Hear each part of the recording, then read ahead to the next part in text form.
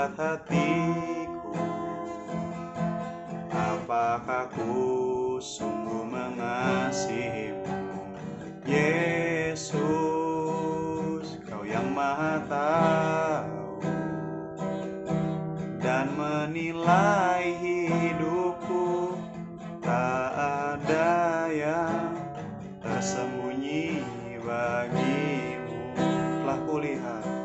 Telah kulihat kebaikanmu yang tak pernah habis di hidupku. Ku berjuang sampai akhirnya Kau dapati aku tetap setia. Kita ulang lagu ini dari awal. Selidiki aku, lihat hatiku, apakah ku sungguh mengasihimu. Yesus, Kau yang Maha Tahu dan menilai hidupku, tak ada yang tersembunyi bagimu. Telah kulihat kebaikanmu yang tak pernah habis di hidupku. Ku berjuang sampai akhirnya Kau dapati aku tetap setia. Telah kulihat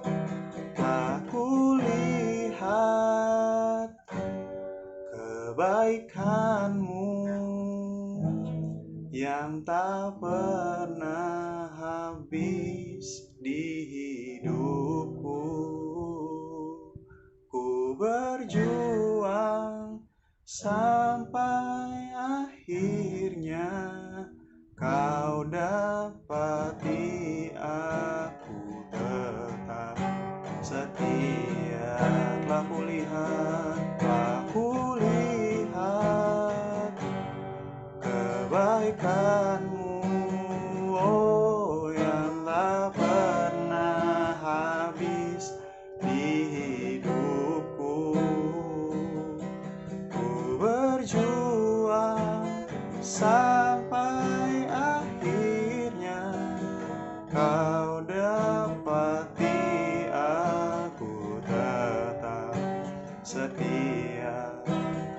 Kau dapati aku tetap setia. Kau dapati aku tetap setia.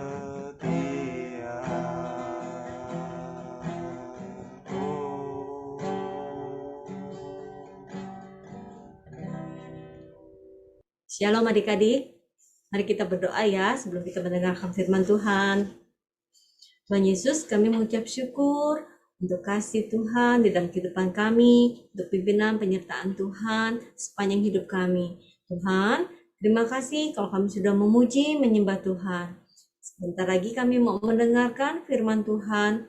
Mari Tuhan, berfirmanlah, urapi kakak yang menyampaikan firman Tuhan, dan urapi juga adik-adik yang mendengarkan firman Tuhan.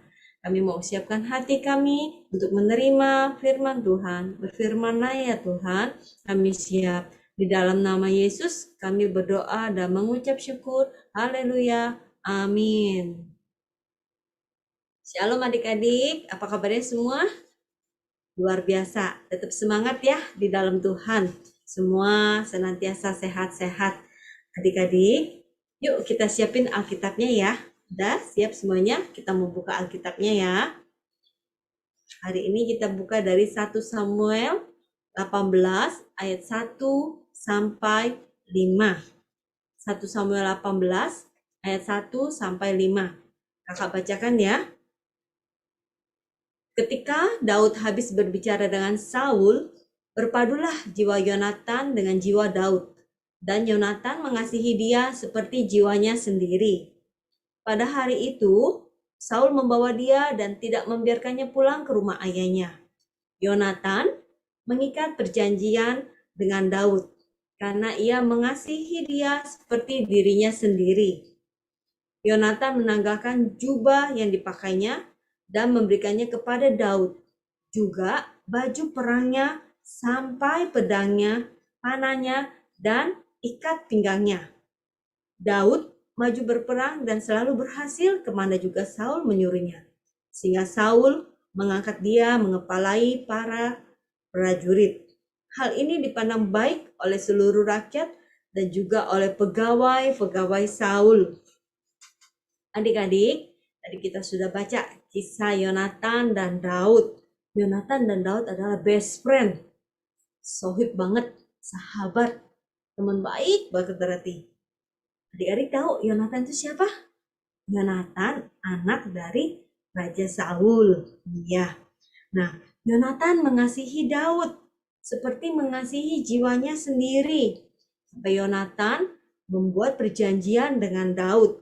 Karena Yonatan mengasihi Daud seperti dirinya sendiri. Nah, adik-adik, mengasihi seperti dirinya sendiri. Berarti Yonatan memperlakukan Daud seperti Yonatan memperlakukan dirinya sendiri. Apa yang Yonatan perbuat kepada Daud seperti apa yang Yonatan perbuat untuk dirinya sendiri. Nah, adik-adik, kakak tunjukkan gambar ya, buat adik-adik ditunggu sebentar. Nah, gambarnya ini adik-adik. Ini ilustrasi Yonatan dan Daud. Yonatan dan Daud best friend. Nah, di sini Yonatan memberikan jubahnya. Nah, jubah yang dipakai oleh Yonatan. Biasanya jubah itu berarti baju yang bagus, mahal, melambangkan sebuah kehormatan. Apalagi dia anak raja ya adik-adik ya, pasti jubahnya jubah yang bagus banget. Nah, kemudian juga tadi kita baca apalagi yang diberikan baju perangnya sampai pedang. Pedangnya, panahnya, nah ada gambarnya tuh ya adik-adik ya, panahnya, ikat pinggangnya. Nah, ini berarti apa? Barang-barang yang berharga. Baju perang itu barang-barang yang berharga pada zaman dahulu. Dan baju yang penting untuk apa? Untuk berperang, untuk melindungi dirinya, untuk keselamatan diri. Nah, berarti Yonatan sudah memberikan jubahnya, baju yang melambangkan kehormatan, kemudian juga memberikan baju perang, pedang, panah, ikat pinggangnya, suatu barang yang berharga yang untuk melindungi dirinya Yonatan sendiri, tapi dia mau memberikannya kepada Daud kan dia mengasihi Daud. Nah, Yonatan memberikan barang kepunyaannya yang berharga itu kepada Daud karena dia mengasihi Daud. Nah, Yonatan memberikan yang terbaik kepada Daud seperti Yonatan memberikan yang terbaik kepada dirinya sendiri. Nah, adik-adik, bahkan setelah Yonatan meninggal, Daud memperlakukan anak Yonatan dengan baik. Ya, anaknya Yonatan bernama Mephiboset. Nanti adik-adik kalau mau tahu ceritanya bisa dibaca di dalam kitab Perjanjian Lama. Mephiboset itu apa? Mendapat makanan sehidangan dengan raja. Daud sudah menjadi raja waktu itu, jadi memperlakukan Mephiboset dengan baik. Seperti Daud makan makanan hidangan raja, dia juga memperlakukan keturunan Yonatan dengan baik karena dia sudah mengikat perjanjian ya dengan Yonatan. Mereka begitu saling mengasihi bersahabat. Nah, adik-adik, kalau kita mengasihi seseorang, pasti kita ingin memberi yang terbaik ya kepada orang tersebut. Kalau kita mengasihi orang itu, kita mengasihi dia dan mau beri yang terbaik buat teman kita, sahabat kita. Nah, adik-adik belajar untuk mengasihi dimulai dari orang yang dekat dengan kita, teman-teman kita, sahabat kita. Belajar untuk mengasihi seperti mengasihi diri sendiri. Caranya bagaimana? Kita mau memperlakukan teman-teman kita dengan baik, bersikap baik kepada mereka. Nah, adik-adik belajar memberi dengan kasih untuk teman-teman kita, untuk sahabat-sahabat adik-adik. Nah, memberi dengan kasih Berarti memberi yang terbaik. Memberi yang terbaik itu tidak harus selalu yang mahal atau yang banyak atau dalam jumlah yang besar, tetapi bisa kita memberikan sesuatu yang sesuai dengan kebutuhan, yang bermanfaat atau berguna bagi orang tersebut ya adik-adik. Dan mungkin adik-adik akan berkata begini, kakak, saya kan belum punya uang, bagaimana saya bisa memberi? Nah adik-adik, memberi itu bisa banyak cara. Nah adik-adik bisa memberi dengan cara apa? Berbagi. Berbagi barang-barang kepunyaan sendiri. Misalnya adik-adik punya permen, atau punya coklat, atau punya alat tulis, pensil, pulpen, buku, atau menghapus begitu ya. Adik-adik bisa belajar untuk memberi dengan kasih. Dimulai dengan apa? Adik-adik mungkin bisa memberi di dalam keluarga. Kalau punya dedek, punya koko, punya cici, belajar berbagi kepada mereka, belajar memberi dengan kasih kepada mereka. Jadi memberikannya dengan kasih, tidak dengan menggerutu atau tidak dengan marah-marah atau ngedumel. Membagi coklatnya atau membagi permennya atau alat tulisnya gitu ya, memberikan dengan kasih. Nah, adik-adik di dalam kisah perjanjian baru di Alkitab juga ada cerita tentang kisah persembahan janda miskin. Nah, namanya juga janda miskin. Berarti dia bukan orang kaya ya, dan apa yang dimilikinya juga terbatas. Nah, janda miskin ini secara jumlah memberinya dia lebih sedikit daripada orang kaya yang memberi pada waktu itu. Namun janda miskin ini memberi yang terbaik. Kenapa dibilang terbaik? Karena dia memberi seluruh dari kepunyaannya. Nah, nanti kalau adik-adik mau baca, ada ceritanya di Markus 12, ayat 43-44, kakak bacakan aja dulu ya. Maka dipanggilnya murid-muridnya dan berkata kepada mereka, aku berkata kepadamu, sesungguhnya janda miskin ini memberi lebih banyak daripada semua orang yang memasukkan uang ke dalam peti persembahan. Sebab mereka semua memberi dari kelimpahannya. Tetapi janda ini memberi dari kekurangannya, semua yang ada padanya, yaitu seluruh nafkahnya. Jadi adik-adik, kita tetap bisa memberi dengan kasih. Walaupun mungkin adik-adik belum mempunyai uang sendiri, tapi adik-adik mungkin punya uang tabungan atau uang jajan, atau adik-adik mempunyai barang-barang kepunyaan sendiri. Nah, itu kita bisa belajar untuk memberi dengan kasih kepada orang-orang yang di dekat kita atau kepada sahabat-sahabat, teman-teman adik-adik. Nah, memberi itu tadi tidak harus selalu barang mahal, tidak harus dalam jumlah yang banyak atau jumlah yang besar, tetapi kita belajar untuk tetap memberi dengan kasih, memberi yang terbaik yang ada pada kita adik-adik ya. Kalau nungguin kita punya uang banyak, nanti kagak kekumpul-kumpul, berarti kita nggak pernah memberi. Nah, tapi kita bisa belajar memberi dari sekarang ya adik-adik ya. Nah, adik-adik, dalam belajar memberi, kita juga bisa dengan mengukur dengan cara seperti ini. Kita tujukan nih kepada diri kita sendiri. Kalau saya diberikan sesuatu atau diberikan barang ini atau benda ini, bagaimana ya sikap saya kalau saya menerimanya? Nah, dengan demikian kita tidak memberi asal-asalan kepada orang lain, apalagi kepada teman atau sahabat, tapi kita mau belajar untuk memberi dengan kasih, memberinya dengan yang terbaik, seperti kita memberi untuk diri kita sendiri. Nah, jadi kita juga belajar beri yang terbaik untuk sahabat kita, karena di Alkitab tertulis di Matius 7 ayat 12. Matius 7 ayat 12, segala sesuatu yang kamu kehendaki supaya orang perbuat kepadamu, perbuatlah demikian juga kepada mereka. Nah, jadi adik-adik, kalau kita ingin orang lain berbuat sesuatu kepada kita, nah kita harus berbuat demikian dulu kepada mereka. Adik-adik ingin orang-orang misalnya berbuat baik kepada adik-adik. Nah, adik-adik memulai dulu dari diri adik-adik untuk bersikap baik kepada mereka, kepada teman-teman adik-adik juga gitu ya, adik-adik. Nah, adik-adik, apakah hanya kepada sahabat saja atau kepada teman saja kita memberi dengan kasih, memberi yang terbaik? Tidak, bukan hanya kepada teman saja atau sahabat saja.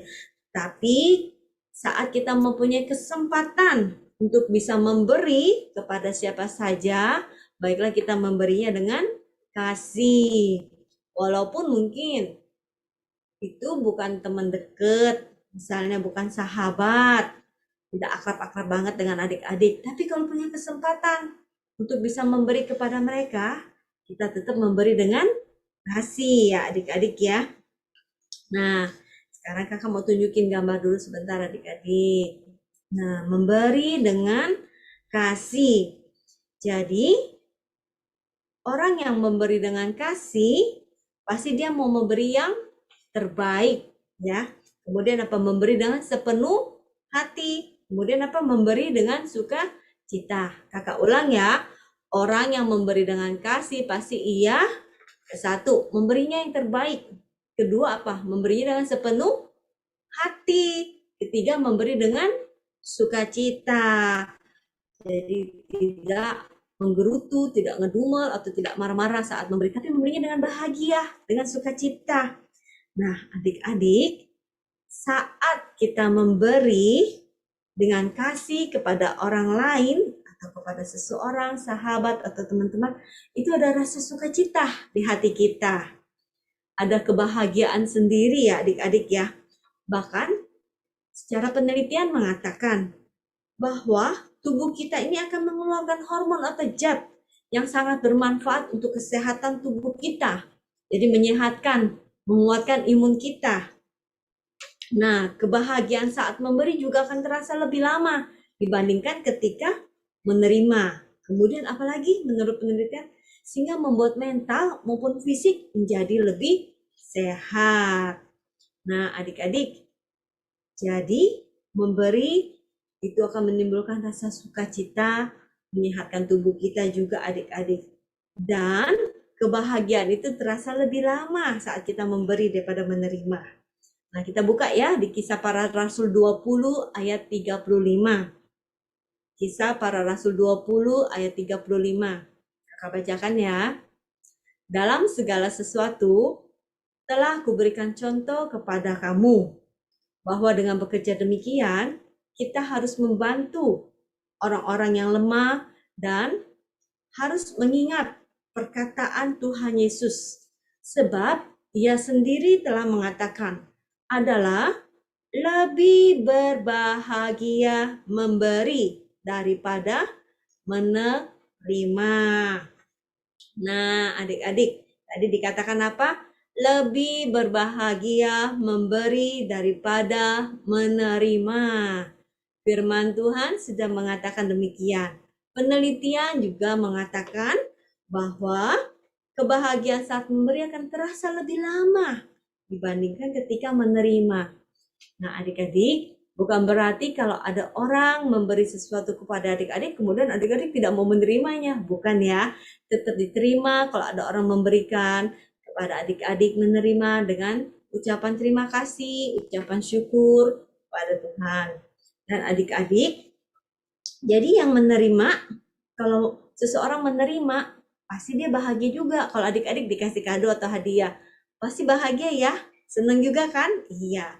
Nah, dan yang memberi itu lebih berbahagia. Jadi kedua-duanya sama-sama bahagia. Tapi firman Tuhan berkata apa? Lebih berbahagia memberi. Secara penelitian juga mengatakan kebahagiaan saat memberi akan terasa lebih lama dibandingkan menerima.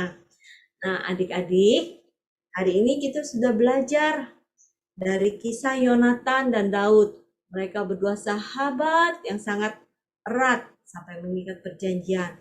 Yonatan mengasihi Daud seperti dirinya sendiri, sampai Yonatan memberikan kepunyaannya, barang-barang kepunyaannya yang berharga, yang indah, yang sangat penting kepada Daud. Adik-adik, Tuhan Yesus juga sudah memberikan contoh teladan kepada kita. Tuhan Yesus sudah memberi dengan kasih kepada kita umat manusia. Tuhan Yesus sudah datang ke dalam dunia. Tuhan Yesus sudah memberikan nyawanya. Dia mati di kayu salib untuk menebus dosa kita dan memberikan kita hidup yang kekal. Seperti di Yohanes 3 ayat 16 ya, dikatakan, karena begitu besar kasih Allah akan dunia ini sehingga Ia telah mengaruniakan anaknya yang tunggal, supaya setiap orang yang percaya kepadanya tidak binasa, melainkan beroleh hidup yang kekal. Yesus memberi dengan kasih kepada manusia. Nah, adik-adik, yuk Kita mulai ya. Hari ini adik-adik belajar memberi dengan kasih. Memberi dengan kasih kepada orang-orang yang ada di sekitar adik-adik, kepada sahabat-sahabat, kepada teman-teman. Ya, Tuhan memberkati adik-adik semua. Sebentar, kita mau berdoa dan kita juga mau berdoa syafaat untuk bangsa dan negara kita Indonesia ya adik-adik ya. Kita mengucap syukur tahun ini kita merayakan HUT kemerdekaan Republik Indonesia yang ke-76. Kita berdoa ya adik-adik ya. Yuk mari kita siapkan hati kita untuk berdoa. Tuhan Yesus, kami mengucap syukur untuk firman Tuhan pada pagi hari ini. Kalau kami boleh belajar untuk memberi dengan kasih. Tuhan sudah memberikan kasih-Nya kepada kami dan kami juga mau belajar untuk membagikan kasih Tuhan kepada orang lain. Di dalam kehidupan kami mau belajar untuk memberi dengan kasih kepada sesama kami manusia, kepada orang-orang yang dekat kami, kepada sahabat-sahabat kami juga.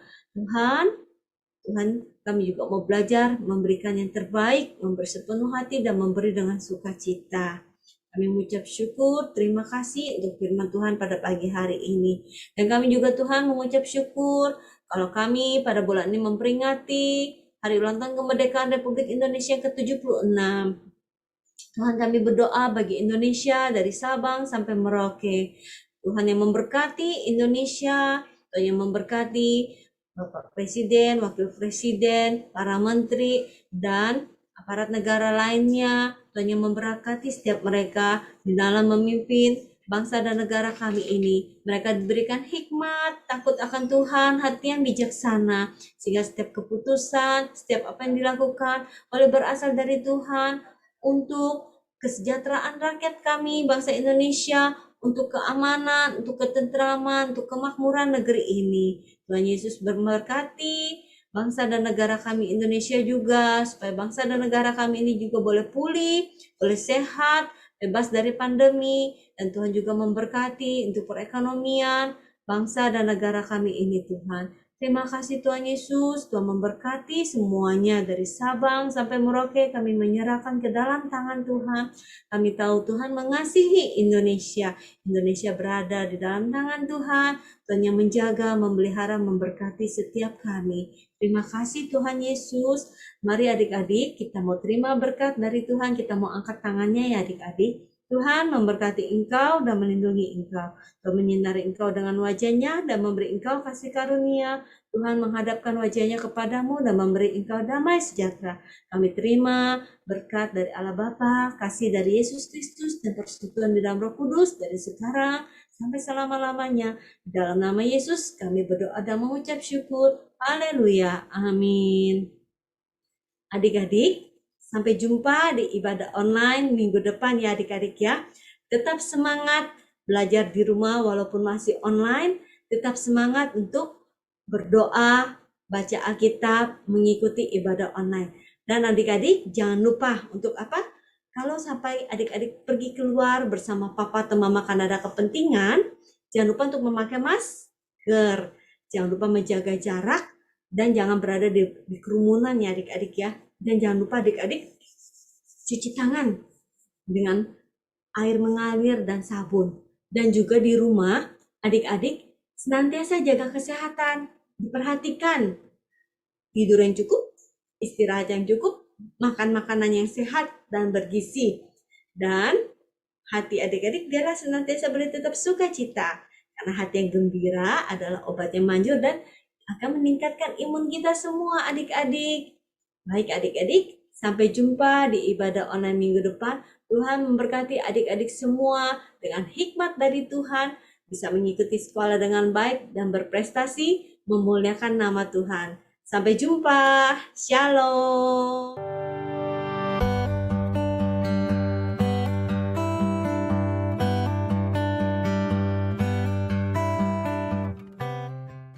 Memperingati Hari Kemerdekaan Indonesia, Sekolah Minggu mengadakan lomba dengan tema Merdeka di Rumah Aja.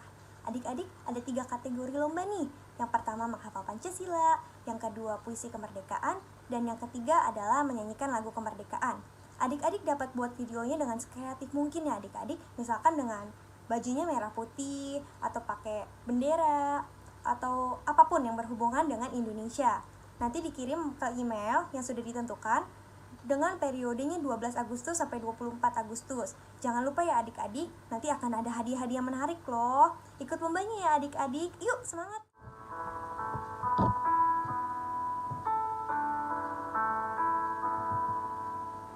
Kami sujud